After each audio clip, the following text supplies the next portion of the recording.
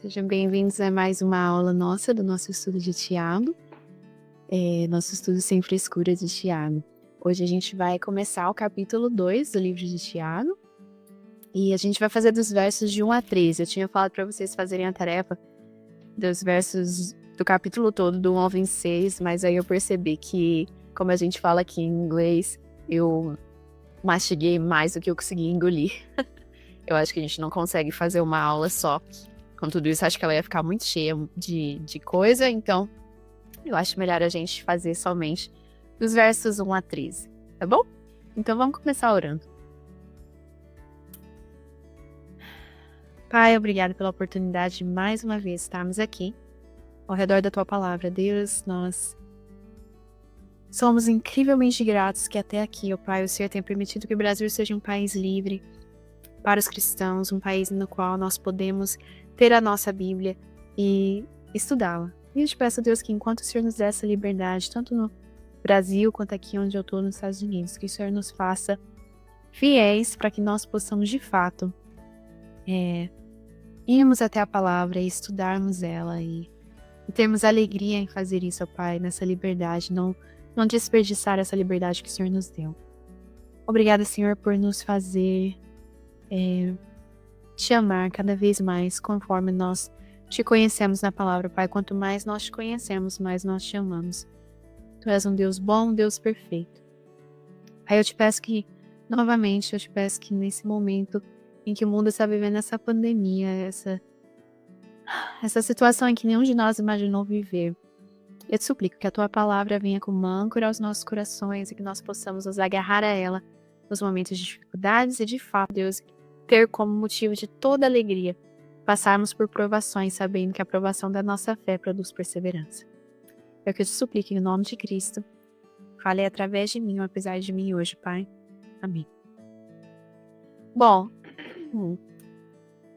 vocês vão ficar bravos comigo, mas eu não fiz uma das seguidoras do Graça no Instagram me falou para fazer uns aquecimentos vocais e eu completamente esqueci até agora. Então vamos lá, vamos na raça. Hoje, gente, como eu disse, nós vamos falar sobre Tiago 2, dos versos 1 a 13. Eu vou ler todos e depois a gente volta e vai desconstruindo os versos um por um. Meus irmãos, novamente eu estou usando a versão revisada e revista e atualizada. Meus irmãos, não tenhais a fé em nosso Senhor Jesus Cristo, Senhor da glória, em acepção de pessoas.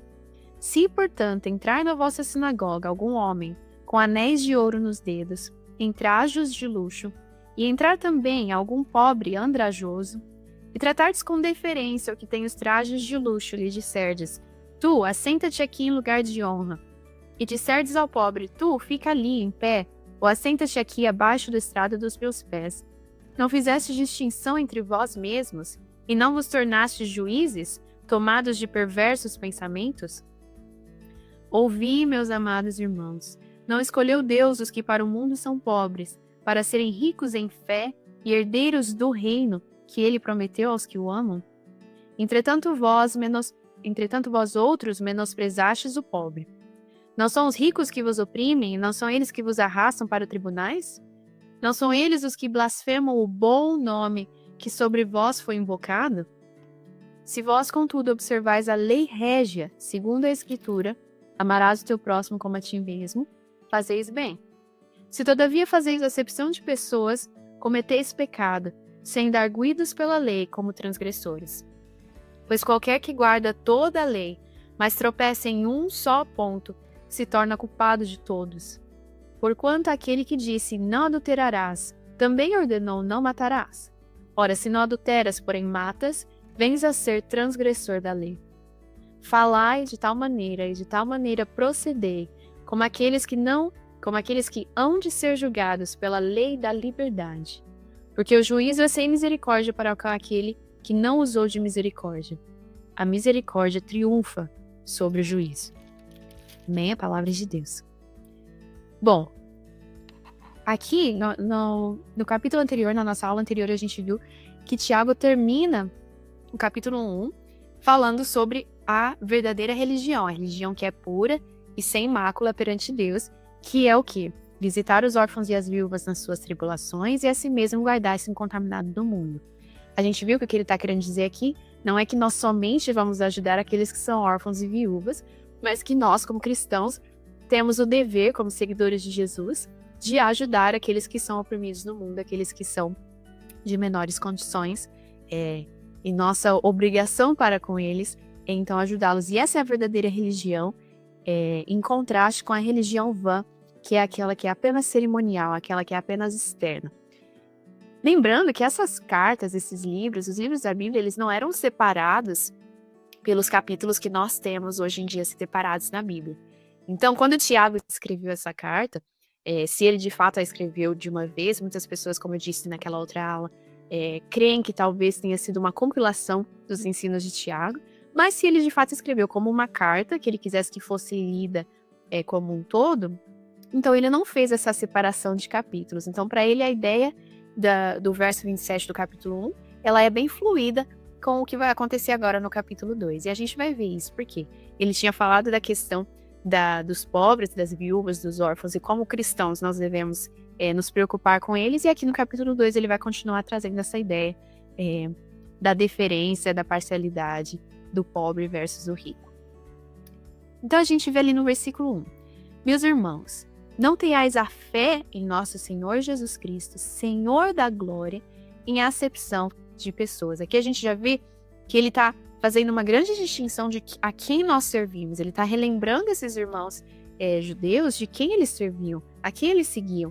Era o Senhor Jesus Cristo, que é quem? O Senhor da glória.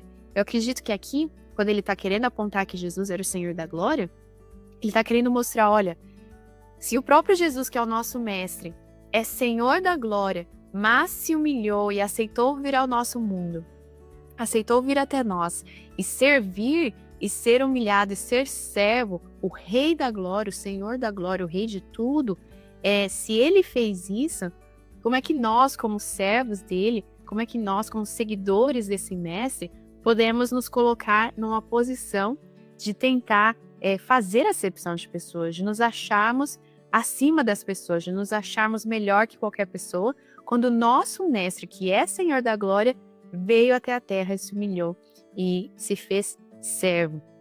Então, eu creio aqui que ele está querendo fazer esse contraste para lembrar esses irmãos que se Jesus deu esse grande exemplo de humildade, quem somos nós para fazer acepção de pessoas? Então, ele já começa o seu argumento aqui que ele vai fazer sobre a questão da acepção de pessoas, relembrando esses irmãos que Jesus Cristo, a quem eles seguiam, era o Senhor da glória. E que quando a gente vê isso, a gente precisa se humilhar perante Ele e perante as pessoas. É importante aqui também a gente ver a questão de que o próprio Cristo não fez acepção de pessoas.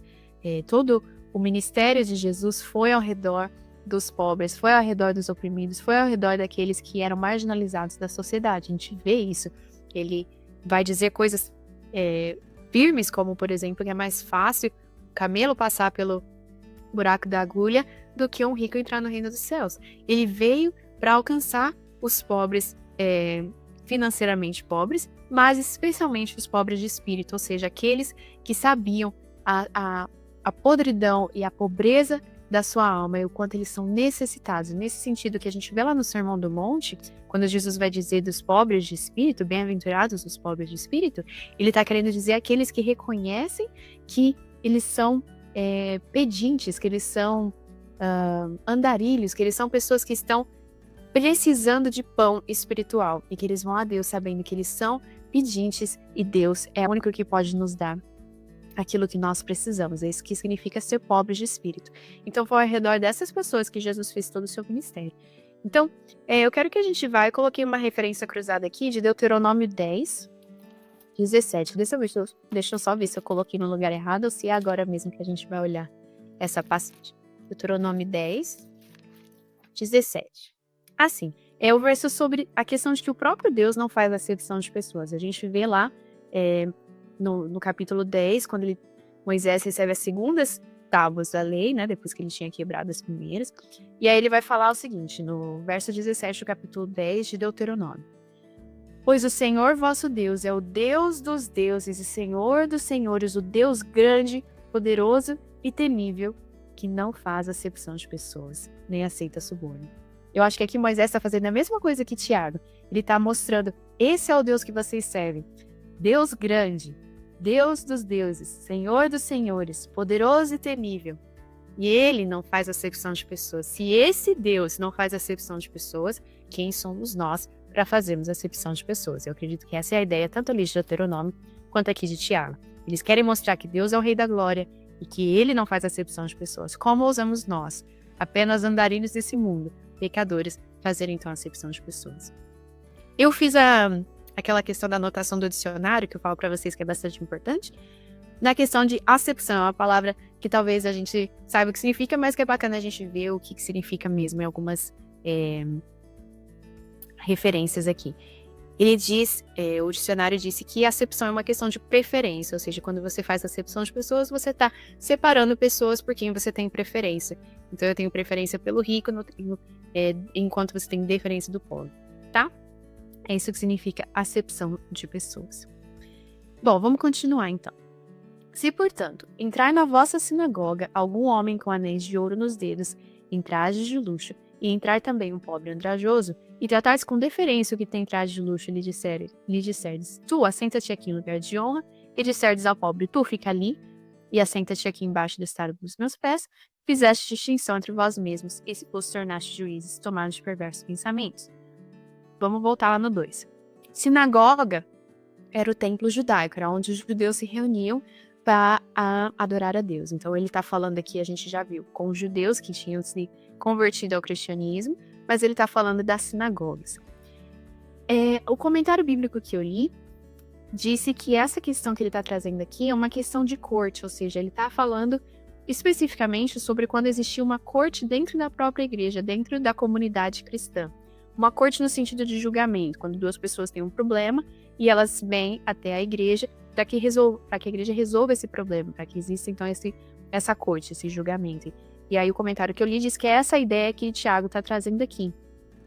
E que a lei judaica, de acordo com a lei judaica, quando existia uma corte, era necessário que as duas pessoas que estão sendo julgadas estivessem no mesmo nível físico, né? No mesmo nível de plataforma, por assim dizer. Mas o que ele está falando aqui, o que estava acontecendo, é que as pessoas estavam colocando, essa pessoa é rica e ele tem uma causa contra essa pessoa pobre, ou o pobre tem uma causa contra a pessoa rica. E aí eles faziam essa diferenciação, colocavam o rico aqui em cima e o pobre lá embaixo, de uma questão física e também numa questão de metáfora, né? O rico estava mais acima do que o pobre. E aí ele vai dizer que antes que, o comentário bíblico disse, antes mesmo que esse julgamento começasse, você já via que existia uma injustiça. Então você já sabia que provavelmente o pobre perderia a causa. Desde o começo, na questão visual, você já podia ver que existia essa injustiça e essa preferência pelo rico. É bacana a gente notar também que quando ele fala do rico, ele não chama de rico, ele diz algum homem. Entre na vossa sinagoga, algum homem com anéis de ouro.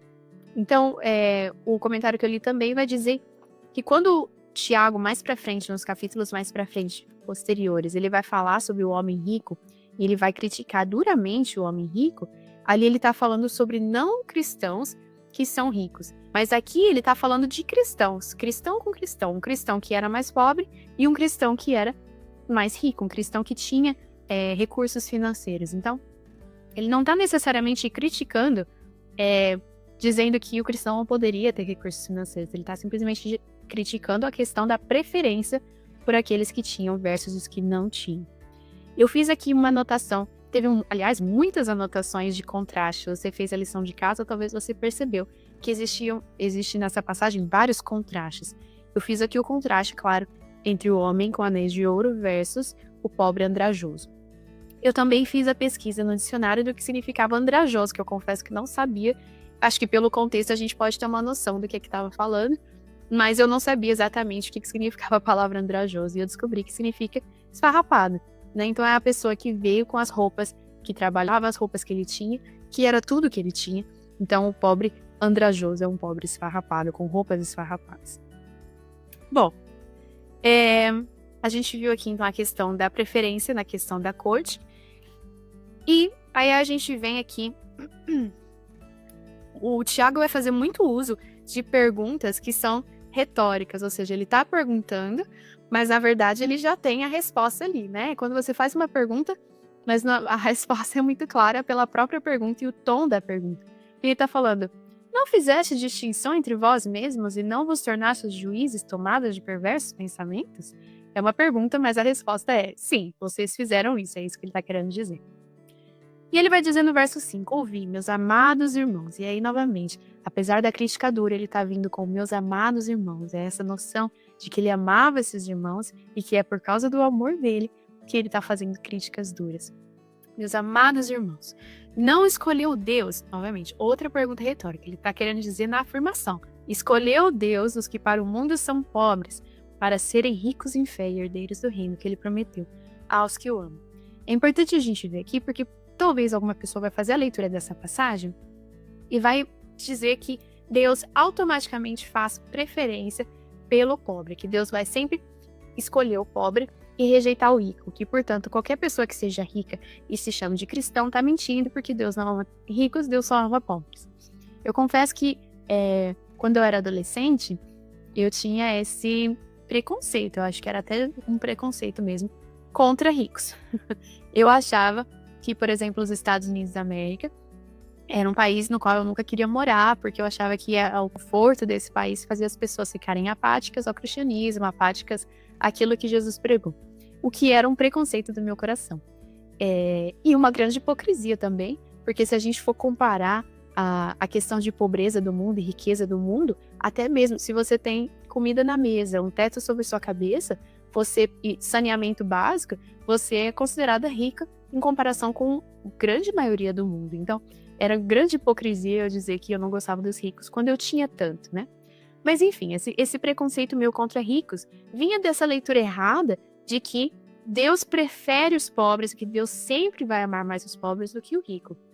E inclusive existem algumas teologias atuais que pregam justamente isso, né? Que pregam não um amor ao necessitado e uma ação prática de auxílio ao necessitado, que é algo bíblico, mas prega que é como se Deus fizesse acepção de pessoas, né? E Deus preferisse o pobre em contrapartida com o rico. Eu não creio que é isso que está falando aqui. Mesmo porque se a gente ler esse verso, ele vai dizer, não escolheu Deus, ele não está dizendo, não escolheu Deus os pobres. Ele está dizendo, os que para o mundo são pobres. Então, o mundo olha para essas pessoas e vê, sim, a pobreza física, mas Deus os escolheu para serem ricos, não ricos em dinheiro e não herdeiros de dinheiro, mas ricos em fé e herdeiros do reino que ele prometeu aos que o amam. Então aqui não está dizendo que todos os pobres são salvos automaticamente. Ele é pobre, então ele é salvo porque Deus ama os pobres. Ele está dizendo, aqueles pobres que amam a Deus, ele está dizendo que prometeu aos que o amam. Os pobres que amam a Deus, Deus os escolheu então para serem ricos em fé e herdeiros do reino. Eu fiz um contraste aqui entre para o mundo são pobres versus ricos em fé e herdeiros do reino. Então eu fiz a anotação de contraste ali. E eu circulei em fé e do reino por quê? É importante a gente ver que é isso que ele está dizendo. Ele está colocando um adjetivo, né, no ricos e no herdeiros, não é? Como eu disse, ricos em dinheiro e herdeiros em dinheiro. Ele está usando esses termos que para o mundo significa dinheiro, financeiro, rico e herdeiro, e ele está transformando para que seja um significado eterno. Ele está dizendo ricos em fé e herdeiros do reino eterno. Então ele está trazendo para dizer que aqueles que o mundo vê como pobres, Deus vê como ricos em fé e herdeiros da vida eterna. E aí no verso 6 ele vai dizer, ele está fazendo um contraste, o 5 e o 6 são contrastes, porque ele está falando, olha, Deus vê essas pessoas como ricas em fé e herdeiras do reino. Entretanto, vós outros, ele vai dizer no verso 6, menosprezaste o pobre. Então ele está falando, olha, Deus, aquele Deus que é o Senhor de glória, que ele falou lá no verso 1, ele vê essas pessoas com grande estima. Entretanto, vocês estão menosprezando essas pessoas. Olha que perigo, ele está apontando o perigo disso aqui. Ele está falando, olha, Deus vê eles assim e vocês vê eles assim. É para vocês tomarem cuidado com essa atitude de vocês, porque vocês estão indo completamente contrários à atitude que Deus tem para essas pessoas. Ele diz, olha, vocês estão menosprezando o pobre. E aí ele vai trazer a real aqui, ele vai mandar a real para eles. Ele vai falar, não são os ricos, novamente, outra pergunta retórica. Não são os ricos que vos oprimem? Não são eles que levam vocês para os tribunais? Ou seja, os ricos estão oprimindo vocês e vocês estão dando preferência para eles. Não faz o menor sentido, vocês estão sendo no mínimo estúpidos.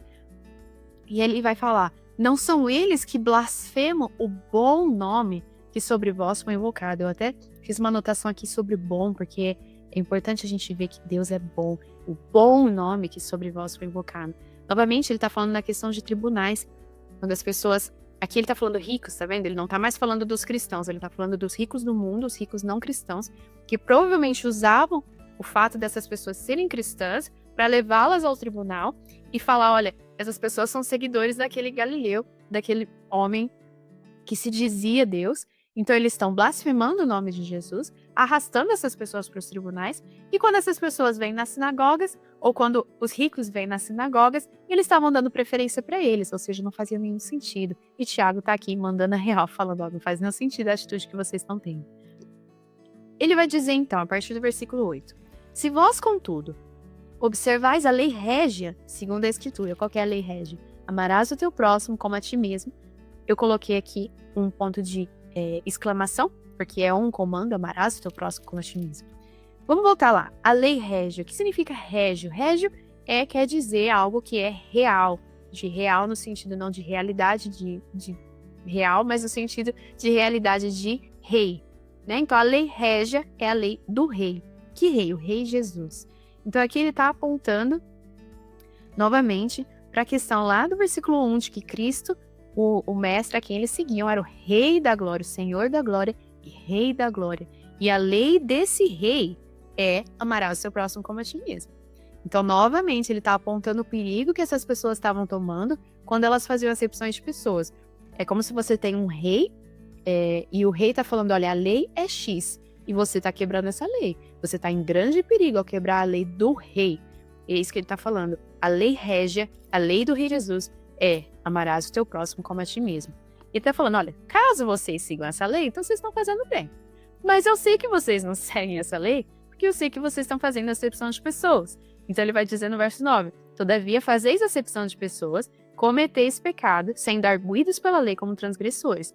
Arguidos, e eu pesquisei no dicionário também, significa acusados. Então ele está falando, ó, a lei do rei está acusando vocês, culpados. Vocês estão aqui na corte do rei e ele está falando, vocês são culpados, vocês estão fazendo acepção de pessoas, quando a minha lei é amarás o teu próximo como a ti mesmo.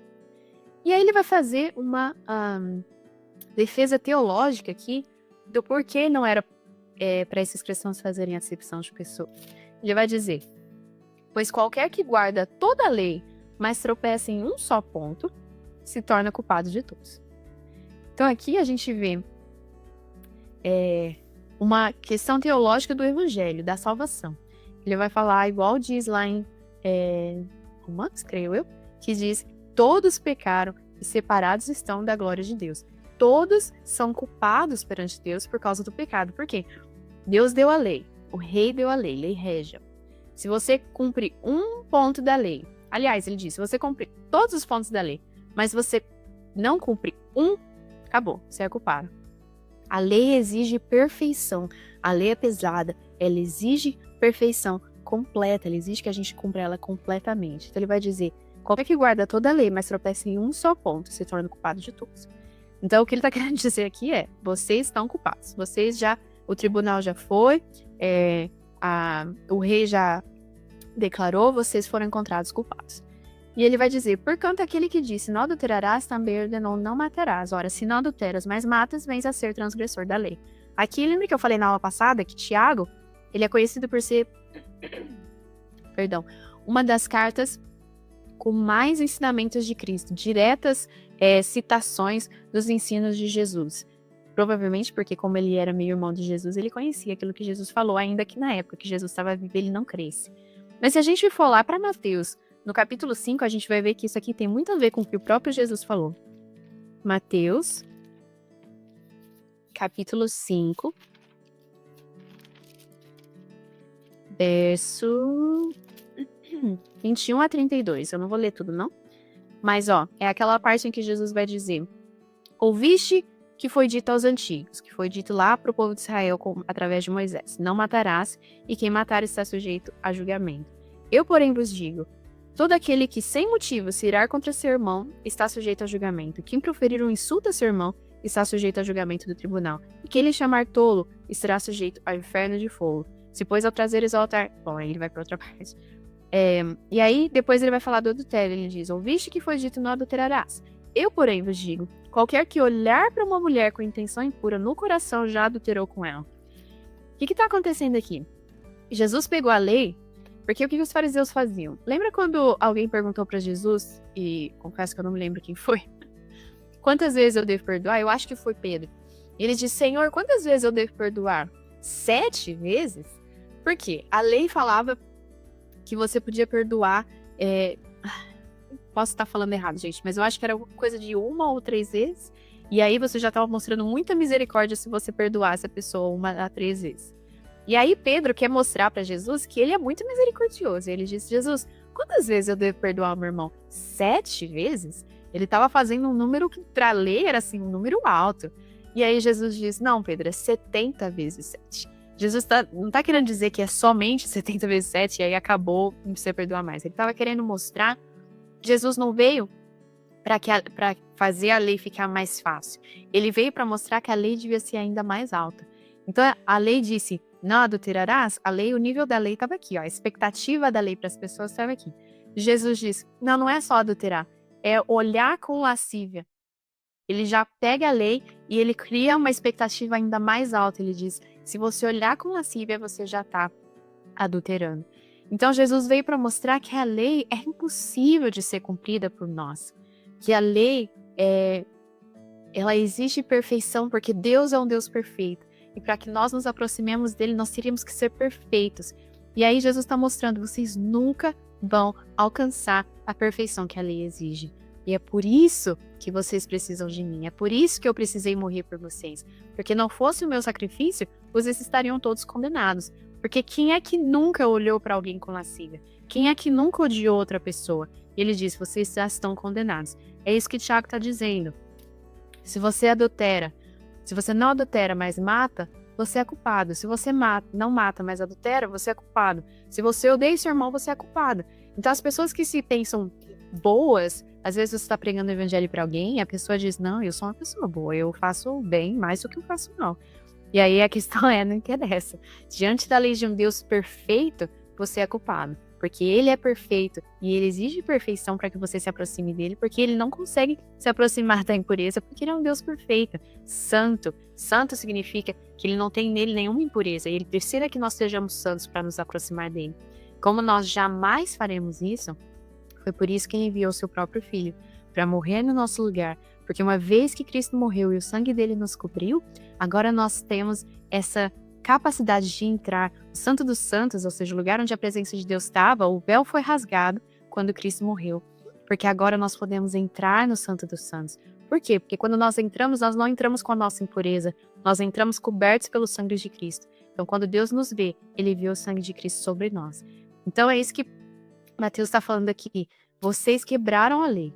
Vocês, ao fazerem acepção de pessoas que vocês estão pensando que é um pecadinho, que é uma coisa minúscula, Deus está dizendo: não, isso fez vocês culpados. Diante da lei régia, diante do rei, vocês são culpados. E aí ele vai dizer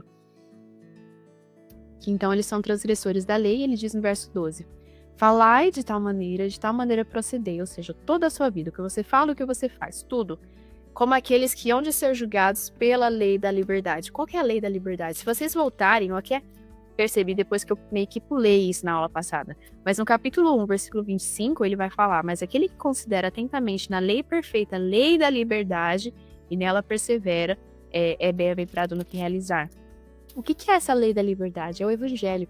É a lei que Jesus veio para trazer. É a lei do sacrifício de Cristo, da graça.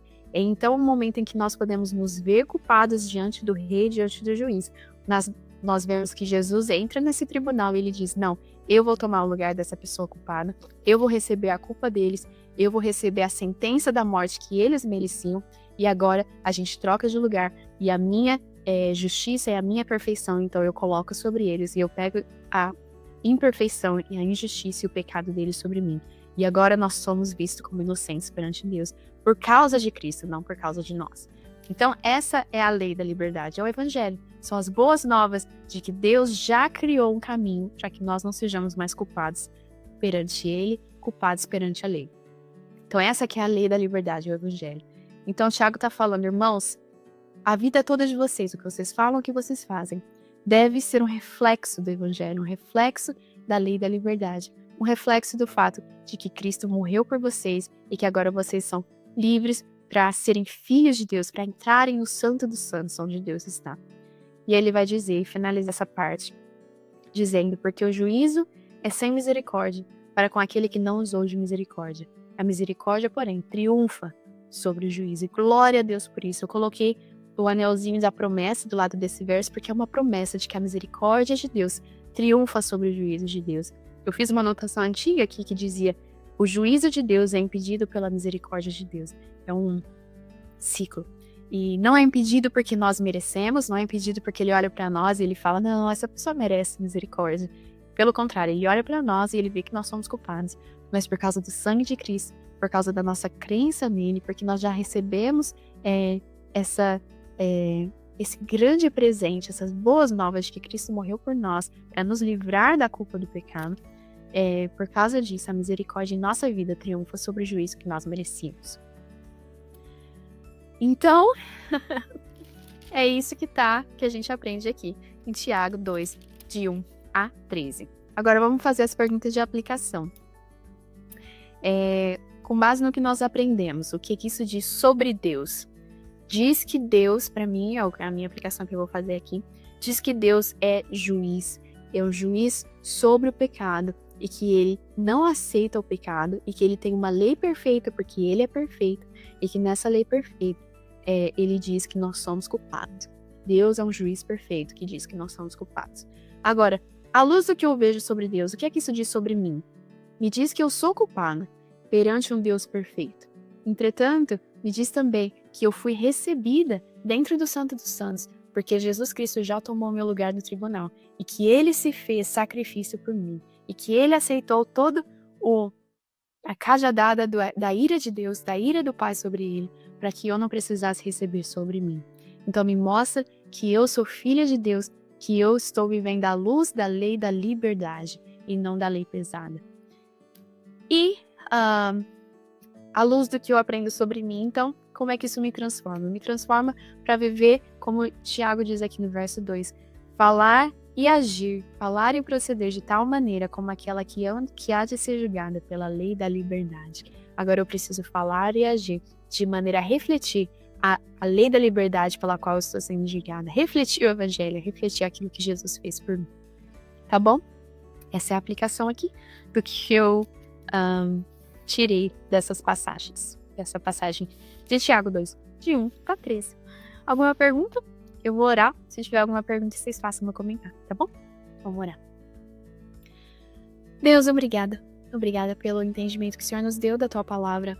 Senhor, obrigada, Deus. Obrigada pela lei da liberdade. Obrigada porque se o Senhor não tivesse enviado o sacrifício, se o Senhor não tivesse enviado Cristo, Pai, nós não teríamos como nos aproximar de Ti. Porque perante a Tua lei, Deus, nós jamais seríamos perfeitos. Nós jamais conseguiríamos alcançar a perfeição que o Senhor exige. Porque Tu és perfeito e santo, santo, santo. Pai, nós Te louvamos porque o véu foi rasgado e através do sacrifício do Teu Filho, nós agora podemos, de fato, entrar no Santo dos Santos, entrar na Tua presença. Nós podemos ser aceitos, ó Deus, através da lei da liberdade. Ó Pai, nos mostra, Deus, nos relembre que assim como Tiago diz, ele é escravo, mas ele é o escravo da lei da liberdade. Deus, é um paradoxo tão lindo, que nós somos escravos, mas escravos de um mestre tão bom. Do bom nome, como Tiago diz ali. O Senhor é tão, tão bom. Deus, eu te suplico que o Senhor nos ensine, através dessa passagem que é tão prática, que o Senhor nos ensine a não fazer separação de pessoas, a não olharmos para aquelas pessoas que entram nas nossas sinagogas, nas nossas igrejas, e fazermos acepção. Não nos permita, ó Deus, julgarmos as pessoas como se nós tivéssemos esse direito. Quando o Senhor da glória não faz isso, quando o Senhor da glória, o Rei dos Reis, é um Deus que não faz acepção de pessoas, Pai, tenha misericórdia de nós. Não nos permita achar que nós temos, que nós podemos fazer isso. Não nos deixe ser arrogantes, seu Pai. Quebra a nossa arrogância, nos faz humildes e nos faz amar as pessoas como o Senhor ama. Não nos deixe fazer acepção de pessoas.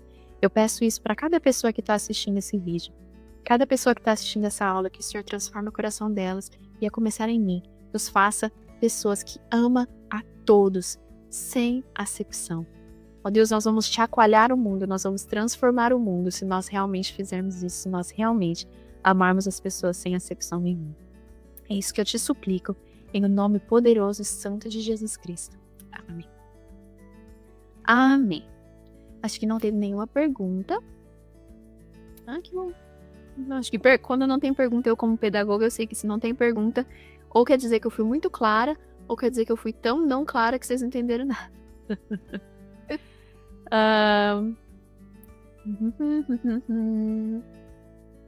Tá bom, acho que não tem. Então tá bom, gente. A tarefa para amanhã, então, vai ser a gente fazer o resto do capítulo 2, versículos 14 a 26, creio que seja. 14 a 26, isso.